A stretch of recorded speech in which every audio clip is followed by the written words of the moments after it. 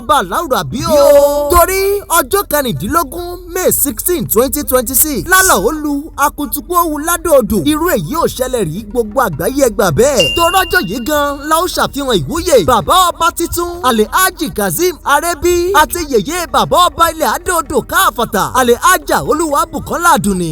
ẹ ti mọ yèyé jẹná tẹlẹ́gàn lójú. ńlẹ́ o Alhaji Kazeem Arebi bàbá ọba àti Alhaja Olúwabùkọ́lá Àdùnní. ẹ̀yin lọ́mọ aládùn àdó ọmọ aládùn àdógún ọmọ aládùn àdóyè. orí pápá ìṣeré ZA Ọ̀pálẹ́yẹ Model College ńlálẹ̀ Alhaji Wasiu Ayinde K1 the Ultimate yóò ti fi jó fìlùkí bàbá ọba àti yèyé ọba káàbọ̀. gbogbo èrò tí ń lọ sóko gbogbo èrò tí ń lọ sódò ẹ dákun ẹyà ládòdò ní May 16 ọdún 2026 yìí. ká lọ ṣayẹyẹ ìwúyè tó ń tayẹyẹ ọdún kejì ìyẹn tọ́lọ́fín àdìmúlà oòdùà ọba wa Olúṣọlá Idris Adébọ̀wálé Lámídì Ọ̀sọ́lọ̀ ọ̀tẹ́ni bọ̀tẹ̀mọ́lẹ̀ kejì Adébísí Akéwì ǹjẹ́ o ti ṣe tán àdúrà wa rèé o. Alhaji Kazeem Arebi bàbá ọba titun tòun talẹ̀ Alhaja Olúwabùkọ́lá Àdùnní yèyé bàbá ọba oyè amọ̀rí láṣẹ lẹ́dùà. ọmọ ọlọ́fin ni wọ́n kí bàbá tó bí ọlọ́mọ ọmọ epo pín rẹ lóde wáyé kò ṣe fọkọrọ bẹ́ẹ̀ ni kò ṣe fẹ́ lẹ̀lẹ̀rọ nílé bàbá tó bí ọlọ́mọ